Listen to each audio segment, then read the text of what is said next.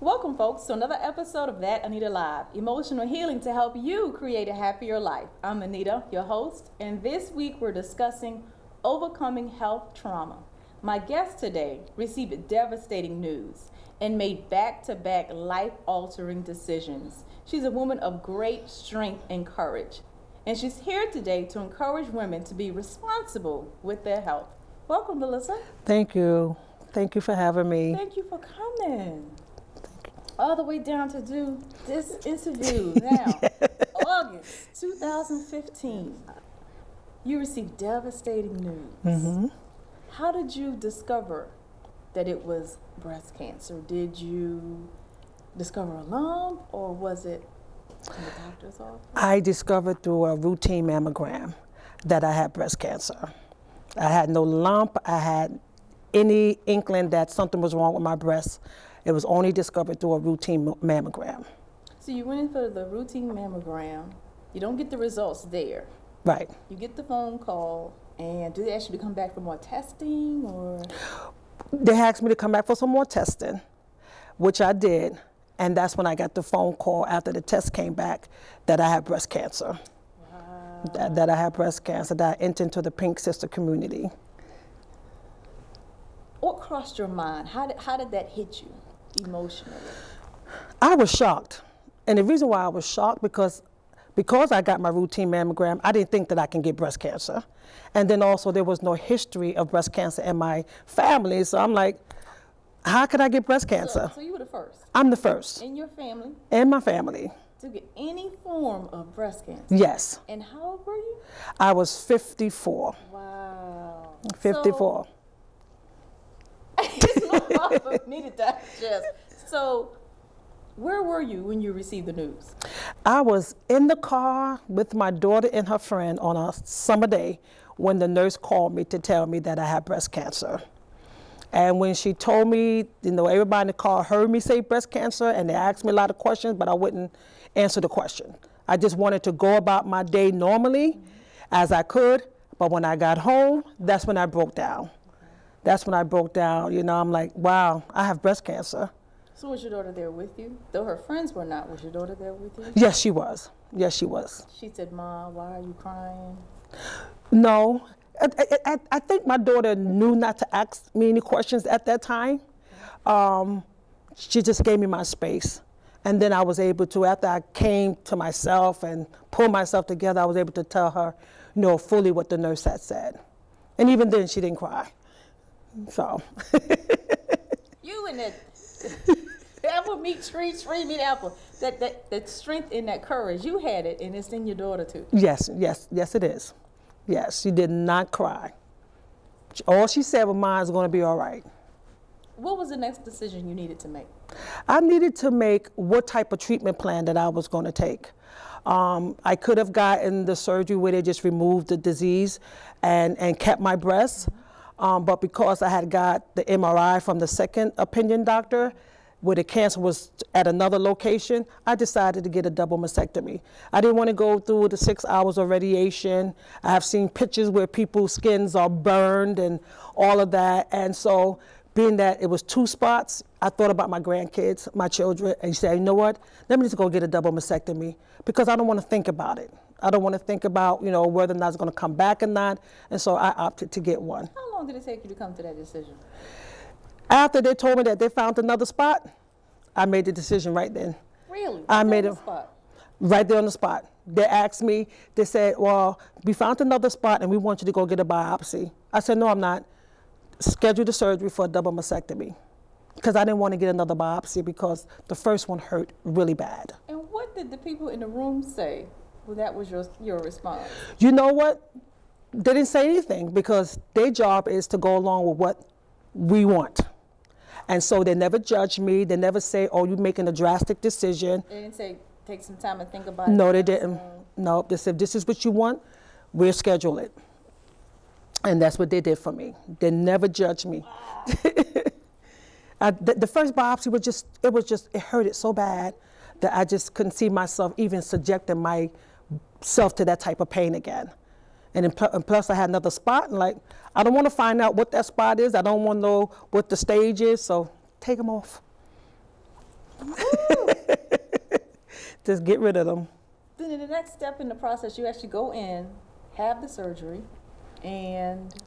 I had the surgery. It was a 10-hour surgery. And I came through all right. Successful surgery, no problems, no complications. It was a success. It was a success. On October 19th, I had my double mastectomy. Girl. And I was at peace with my decision too. I was at peace with my decision. That's what made it so much easier, because the peace that I had about the decision that I made. Yes. So I had to do what I had to do. Because you also coded blue. Yes. Now, did you code blue with the double mastectomy? With the double mastectomy, but it was not on the operating table. Okay. It was in my hospital room. So you've gone through the 10 hours. Mm-hmm. They wheeled you back to your room. Fed me real good. Hospital food was real good that time. I don't know why, but for some reason the hospital food was good that day. Okay. And a few hours later, the nurse came in and asked me to sit up to take my vitals, and that's all I remember. I don't remember anything else until I came through and I saw. What if I told you that you could stop the negative tape from playing inside your head? What if, with 7 simple steps, you could leave the pain of the past behind and live every day as your true, authentic self? It is possible, and you can do it. The ebook, 7 Simple Steps to Beat Emotional Baggage, How to Become Whole, Healed, Healthy, and Happy, shares how to resolve emotional baggage and feel free to live true to your own personality, spirit, and character. Transform negative thinking into positive thinking and become equipped to boldly face your past and resolve emotional pain.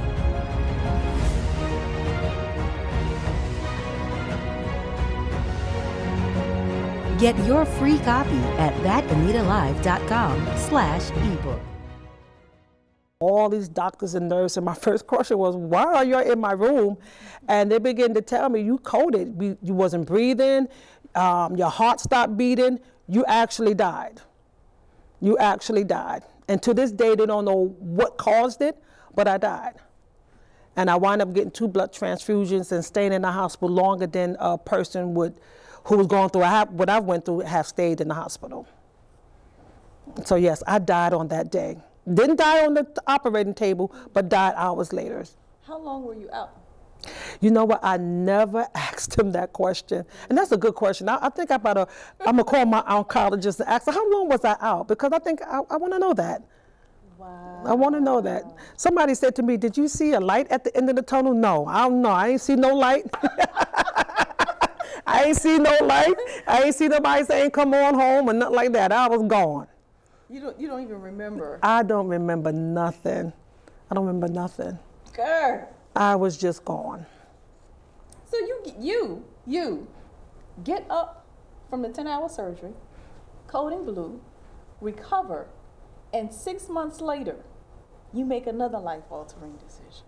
Yes. Where you decide to go in and have reconstructive surgery. Yes. Did you decide that during the 6 months and then schedule it, or was it a pop decision like? No. No, I thought about it for a minute. I thought about it for a minute. And I decided, I just wanted to have it, not because I felt less than a woman, even though I went through that process, emotionally, not feeling beautiful or anything like that. But I just wanted to have it.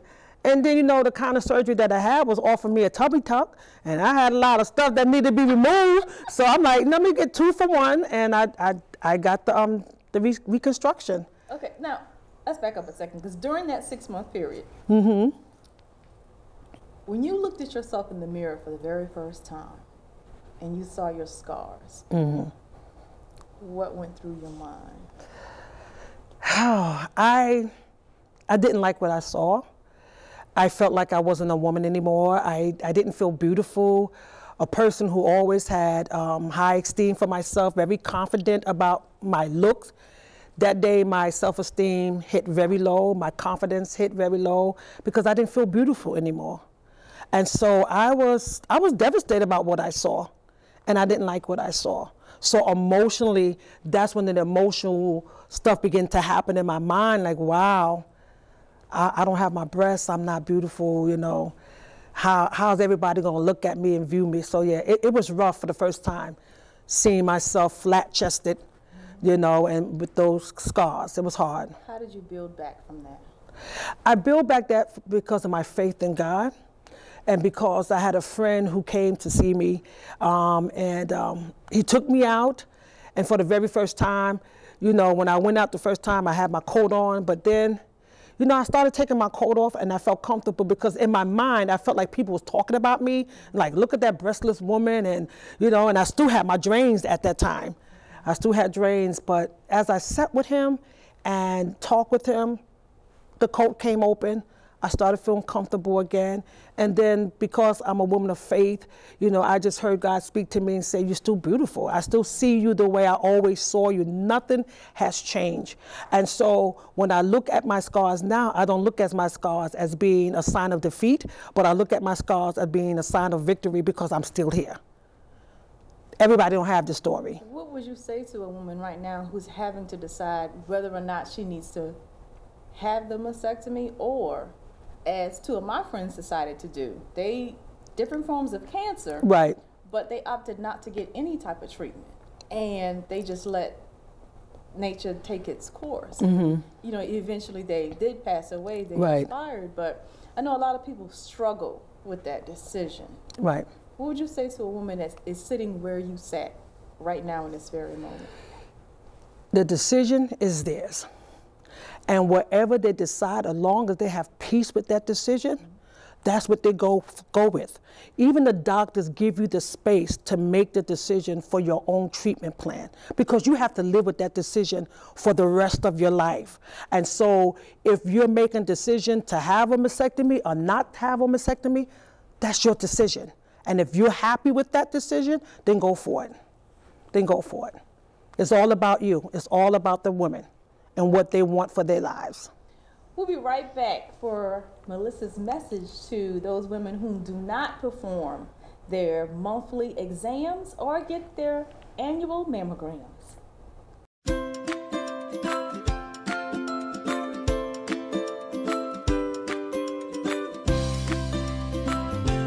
Welcome to That Anita Live TV on YouTube. Here at That Anita Live, I share episodes about emotional healing to help you create a happier life. How do I do that? Through awareness, education, and most importantly, you, the community. By sharing tips and techniques from real people with real stories of overcoming trauma and abuse to live relentless lives. Hanging out with me, you'll laugh, you'll learn, but most importantly, you'll heal. Never miss a moment. Subscribe to That Anita Live's YouTube channel today. Subscribe via thatanitalive.com/YouTube. We're back with this amazing story of strength and courage, making the decision to have the double mastectomy, making the decision even after you coded blue to go back into surgery and have reconstructive surgery. So to a woman who does not perform her monthly exams or who does not get annual mammograms, what would you say? I would say you need, if you're over the age of 40, you should go have an annual mammogram and then do monthly breast check after your monthly, because early detection saves your life. If they didn't catch my cancer early, I wouldn't be here today. And so the earlier the cancer is found, the greater your survival is. So please check yourself, check your boobs, whatever you want to call them, check them, because you never know. And just in my case, I didn't have a lump. I didn't have any discharge. So if I didn't go and get my mammogram, I would have never knew that anything was wrong with me. And so if you're over the age of 40, that you need to go get it, because they say every 19 seconds, a woman will be diagnosed. 1 out of 8 women will be diagnosed with breast cancer. And so you have to go get your mammograms and do monthly self-checks. How would you tell her to get over the fear of getting the mammogram? I know it's hard. It's but uncomfortable. It's uncomfortable. You don't want to find out. That's where the fear comes from, because you think as long as you don't know, then you're healthy and you're dealing with it in the best way. But what you don't know can hurt you. It can kill you. And so if you're somebody that's dealing with fear, you have to think about whether or not you want to be here, whether you want to keep living, because cancer stay in your body. The longer it's in your body, the more it can spread. Thank God mine didn't spread. It didn't go to my lymph nodes or anything like that. But we have to get over that fear about not wanting to check our bodies. This is our body. We got to treat our temple the best way that we can so that we can live healthier lives. And so if you're having fear, you got to get over it. You got to get over it. Yeah, because everybody has somebody that cares about them that wants to have them around. Now, tell me about embracing our scars. Embracing our scars came about when I learned to embrace my scars.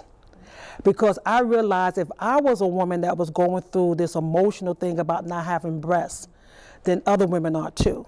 I have spoken to several women that have been survivors for 4 and 5 years and still have not accepted their scars.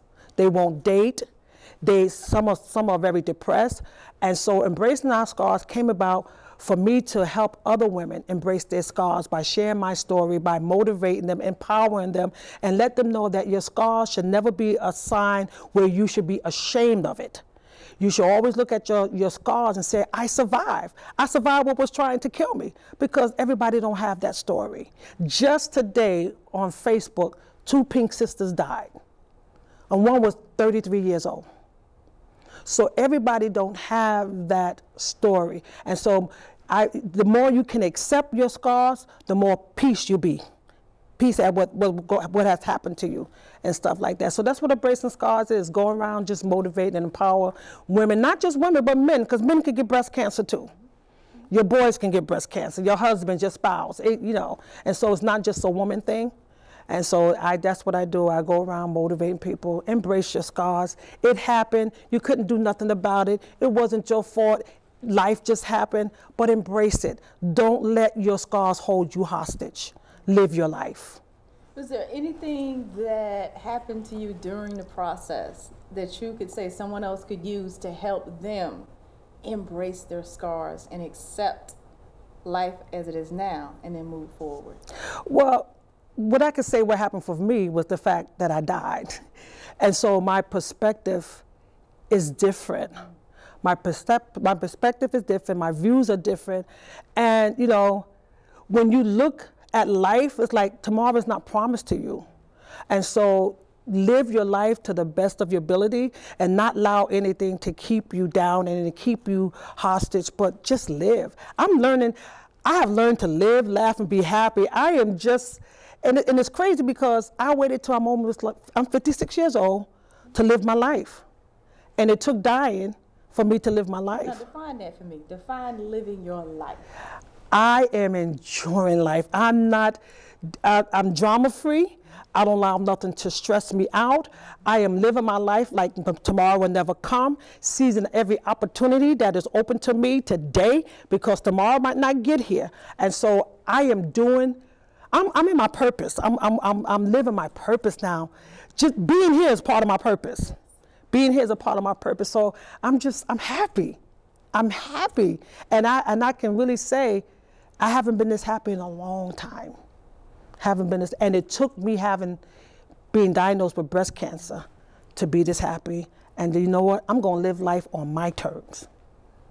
And if you can't accept who I am today, then I don't need you in my life. So, yes. To prioritize yourself. And exactly. for Melissa as opposed to for everybody else. Yes. My kids always say, "Ma, you need to get out. You need to live your life." Now I'm gone all the time. Like, "Ma, why don't you slow down?" No, I'm living my life. Y'all are grown, and I'm living my life now. I've been given a second chance to live, and I'm going to take it.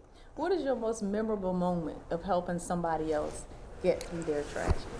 What was my most memorable moment? That would be our first launch that we had. We did a 6-week breast campaign, and there was some women in there that have been survivors of breast cancer, and just talking with them and inspiring them through my story, it gave them hope that if I can feel this good about what has happened to me and have embraced it, they can too. And so that would be that first line. What if I told you that you could stop the negative tape from playing inside your head? What if, with 7 simple steps, you could leave the pain of the past behind and live every day as your true, authentic self? It is possible, and you can do it. The ebook, 7 Simple Steps to Beat Emotional Baggage, How to Become Whole, Healed, Healthy, and Happy, shares how to resolve emotional baggage and feel free to live true to your own personality, spirit, and character. Transform negative thinking into positive thinking and become equipped to boldly face your past and resolve emotional pain.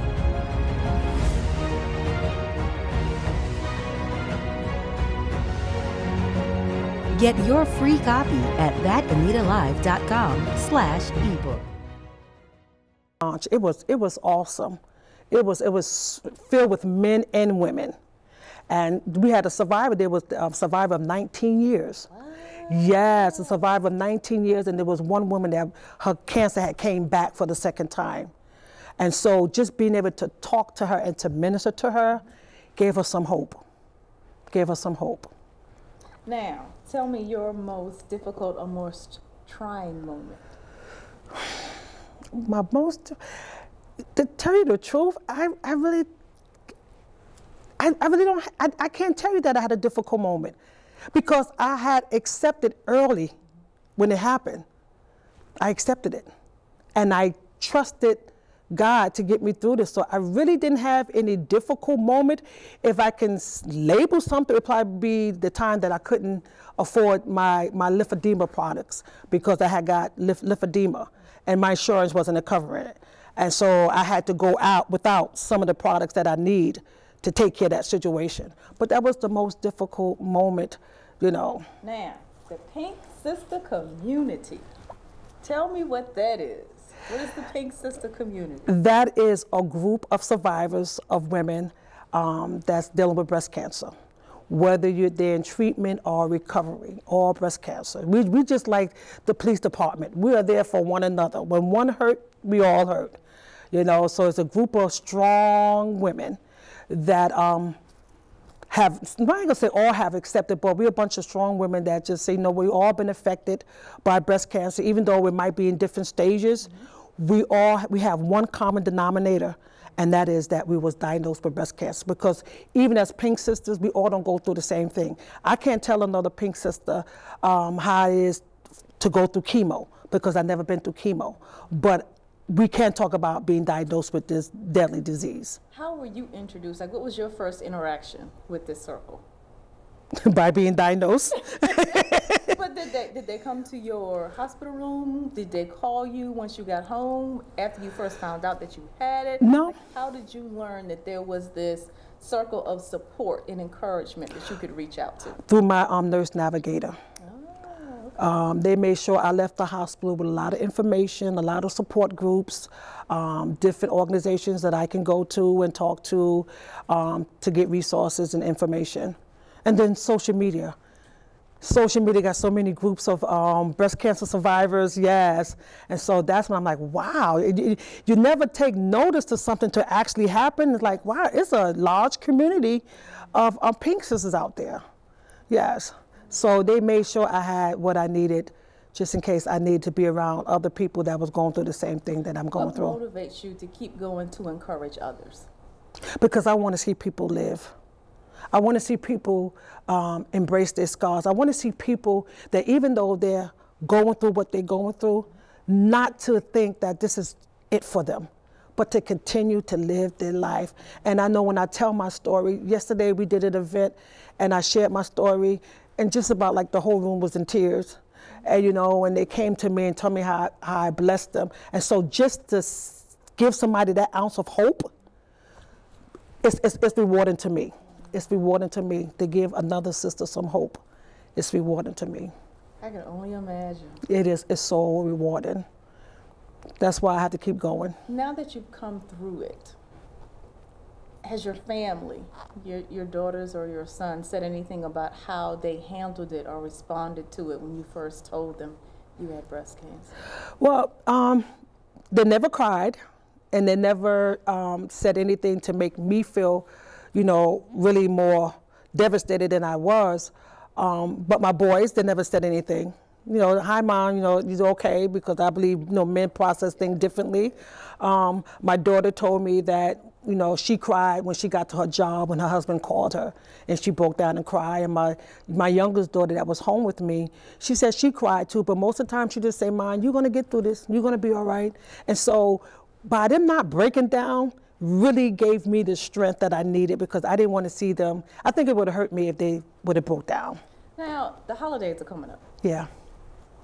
How special are holidays in your family now as opposed to before you being diagnosed with breast cancer? It's more special. My first Christmas after my diagnosis, everybody was at my daughter's house, and that hadn't happened in a long time. All my family was there, and it was wonderful. You know, it was like a celebration of life, because they knew I shouldn't have been here. Yes. I shouldn't have been there. So it was great to see all my family members come together. I don't know if that's going to happen this Christmas, but the first Christmas and the first Thanksgiving, it was wonderful. It was wonderful. They're good now. You here now. I'm here now. I'm good now. I'm cancer-free, and I'm good.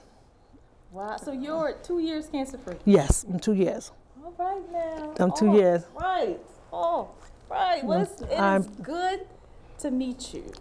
Thank you. It's good to meet you. It's good to be here to share my story. Yes, and your energy is so open and positive. It is. I know that everywhere you go, you encourage people to do the right thing. Yes. To take care of themselves physically. Yes. Yes. I'm glad you had me to come to share my story. I don't know if I could have made that same decision. Health is very fragile. We must take the time to care for our physical bodies, as Malisa said, our temples, and not take it for granted. To learn more about Malisa, visit embracingourscars.net. I'm Anita, your host. Be sure to check out thatanitalive.com for where and when to see our next episode.